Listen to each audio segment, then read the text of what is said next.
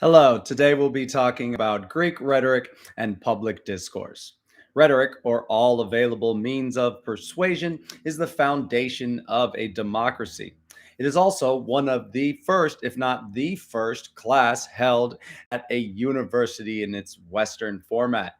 And so, demo, people, crassy, rule, democracy. If people have a say in the way a society is governed and the directions that communities will head toward, then they must be educated. And they must be educated in what? Educated in the formal study of rhetoric. And so today we'll be talking about the foundations and the creations of Greek consciousness, which really constitutes our Western notions of the public sphere, where everybody who is able to communicate has a say in the way a society is run. Oftentimes, this manifests itself in a formal vote. But today, with global networks of mediated communication, anybody who can contribute to public discourse on any given topic, reality per se, has the power to influence others. And so we embark on a journey of exploration of Greek rhetoric and the foundation of our contemporary and historical public consciousness. So, for every school of thought, another school is established in reaction.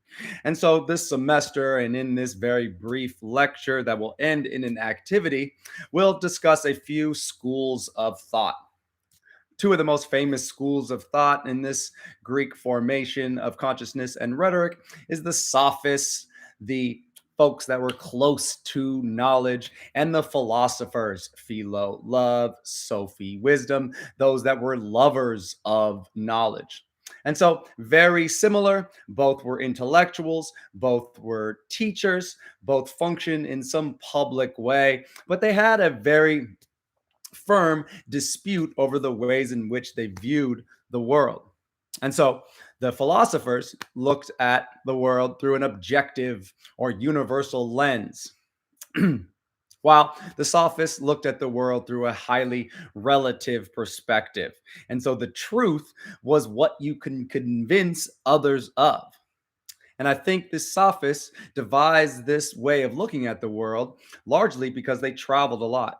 And so anybody who has traveled a lot knows that there are differing ways to function in a society, different ways to look at the world, different ways to describe different things. We often just refer to these as perspectives, cultural truths, or languages. And so the sophists, oftentimes Athenian, educated, well off males, um, led by Socrates, who never wrote anything down and never left Athens, really created a centralized perspective of how to view the world. And so today we have this age old split: objective perspectives versus subjective perspectives. Let's just back up just a little bit and say which is which. Who is objective and who is subjective? The sophists would be more subjective because they looked at the truth as relative, as close to every single individual. Meanwhile, the philosophers, led by Socrates and his favorite student Plato, looked at the world through a more universal or objective lens. And so today, oftentimes in the university system, we're either pursuing a BA or a BS, a Bachelor of Arts or a Bachelor of Science. And so we can see that split right there. Science would be objective, more so the perspective of the philosophers, and the arts would be a little bit more subjective, upholding the position that we just described as attributed to the sophists.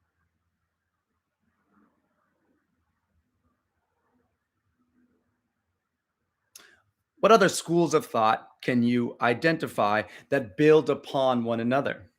We could look at major monotheistic religions as we go through history: Judaism, Christianity, and Islam, all kind of building on one another. We could see them as large paradigms of truths or spiritual or religious structures, but we could also look at them as just schools of thought. So, the Greek notion of consciousness is what we'll be exploring today. This is the foundation of our contemporary participatory society, and it goes much further than just how we communicate, and it goes all the way down to how we think about ourselves, and how we think about ourselves in relation to others, in turn, how we think and treat others around us. And so we'll just look at two schools of thought here as we begin our semester. The naturalists, they looked at the world around them and looked at the things that they could observe and predict that would happen the next time they observed the world or reality. And so one might see the sun set and think, I don't know if this is going to rise the next morning, and wonder if this is going to happen. But after observing the sun setting and rising the next morning, time and time again, you can draw up a hypothesis about what will happen the next morning. And lo and behold, the sun rises the next morning, just as you had observed it the previous day, this with E equals MC squared, and is a famous and renowned scientist because of this simple explanation or reduction to complicated phenomena that happen around us. And so for everybody, the answer is the same. And so it's objective in that sense. We might think of religions in a very similar way. People have their own religious beliefs. People all over the world ascribe to different religious beliefs. Nevertheless, each religious doctrine or paradigm depicts a universal truth, whether one knows it or not. It is a leap of faith into the universal truth of an objective perspective. Work. However, one is based on a leap of faith and a belief, and the other one is based on the empirical method, observable facts. And so we can see that facts and opinion or rhetorical explanations are not so cut and dry. And this is why we need rhetoric, and we also need scientific study. And so rhetoric and the sophists are our second school of thought here. The sophists, one of my favorite groups in history, existed over 2,000 years ago and have often been buried by the Western lineage due to the hostile treatment that they received by the philosophers, led by Socrates, Plato, and then Plato's favorite student, Aristotle. And so to this day, rhetoric oftentimes has a negative connotation.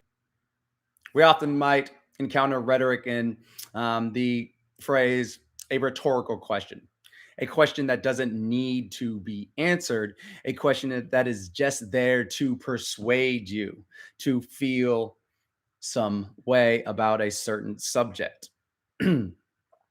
And so, rhetoric and the sophists were traveling teachers of persuasion. Before there was a university system, before there was a formal educational system, there were the sophists who traveled around Athens, Greece, Italy, and the greater area during the Hellenic period uh, and taught the vital skill of persuasion, not only persuading an audience to think as you do, but also in listening to the persuasive arguments provided by others. And others are notable sophists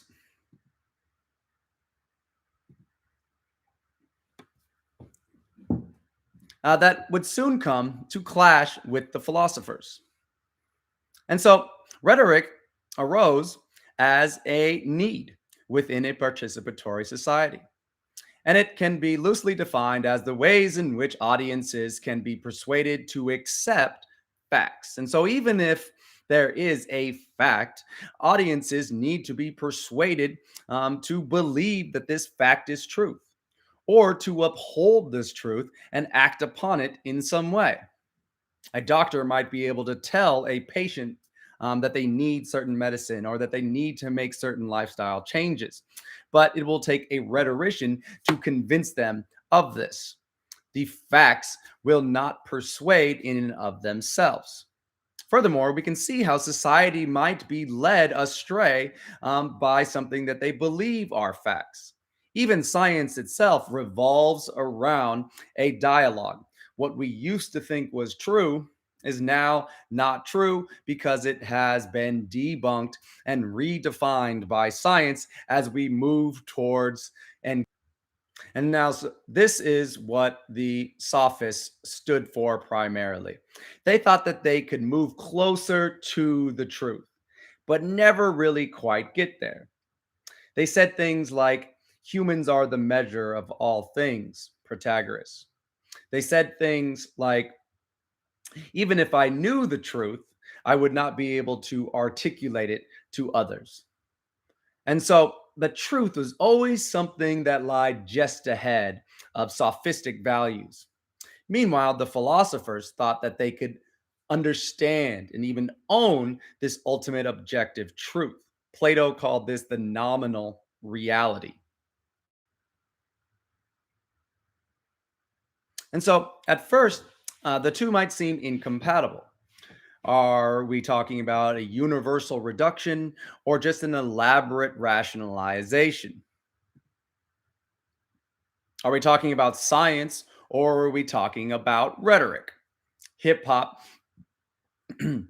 a counter uh, cultural manifestation situated firmly within the center of dominant societal values, oftentimes tries to flip what we come to know as facts. And so I think that's a nice way to look at this new colloquial phrase that comes after a statement, facts, problematizing whether it is facts or opinion. And so science or rhetoric, observable truths, or subjective explanations. And so one might leave them in their own camps and say that science uncovers and rhetoric teaches. As simple as that. But what about the ways in which scientific knowledge and public opinion influence each other?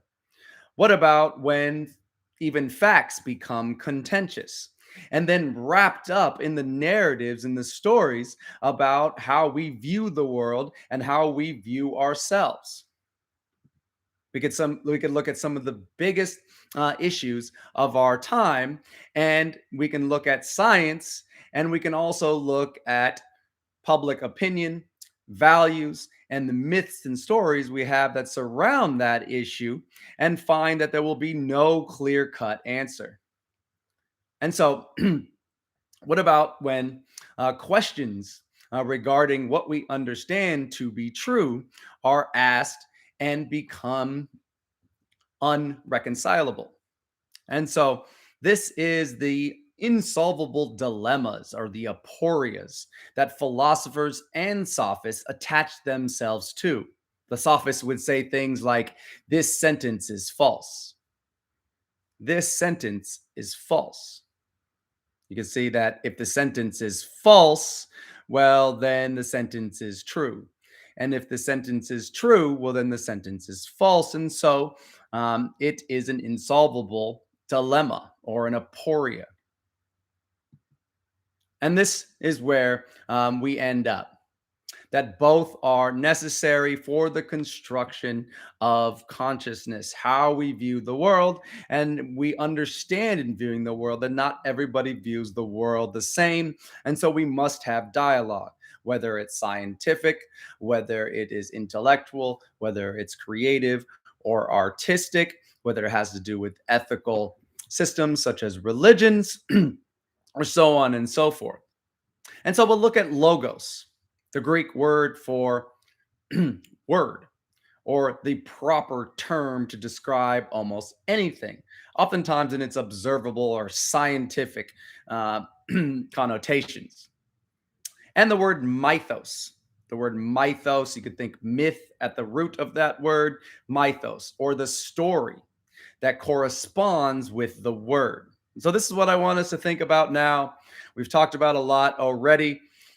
Think about the different types of schools of thought that you can recognize almost anywhere as you move through a trajectory of thinking or culture in any of its manifestations. You can find different schools of thought that build upon one another. And so I would like us to locate a story or myth surrounding an important word or concept. We might think freedom, love, equality, identity, culture, almost anything. You could start with the word or you could start with the story.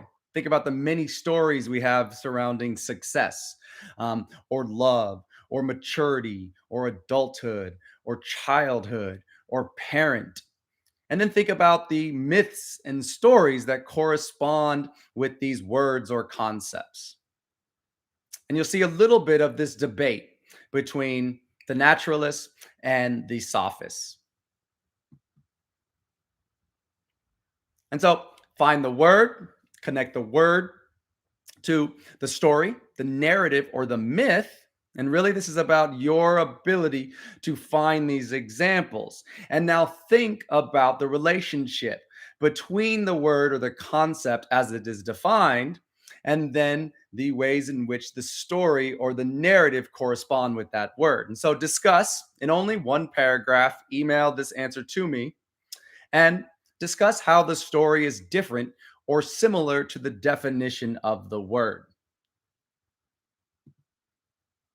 So locate a story or myth surrounding an important word or concept, and then compare and contrast the two. Describe how the story is different to the definition of the word. Describe how the story is similar or fits the definition of the word.